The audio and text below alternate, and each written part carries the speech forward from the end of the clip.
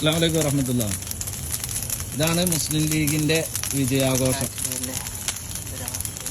India എന്ന ജനാധിപത്യ രാജ്യത്ത് ഒരാൾക്ക് മത്സരിക്കാനും മത്സരിക്കാണ്ടിരിക്കാനും എല്ലാ അവകാശമുണ്ട്. അങ്ങനെ മുസ്ലിം ലീഗിനെതിരെ സ്ഥാനാർത്ഥിയായി നിന്ന എൻ്റെ മാമാടെ കടയിലും വീട്ടിലും വന്ന് തീയിട്ട് പോകുന്ന ഒരവസ്ഥയാണ് നിങ്ങളിപ്പോൾ കാണുന്നത്.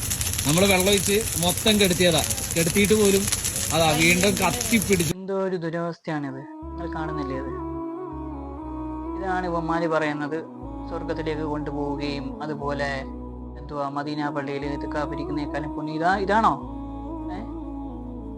ഇവന്മാര് ചെയ്യുന്നത്? ഇത് കാണുമ്പോ പിന്നെ എന്താ പറയാ? അങ്ങനെയാണോ വേണ്ടത്?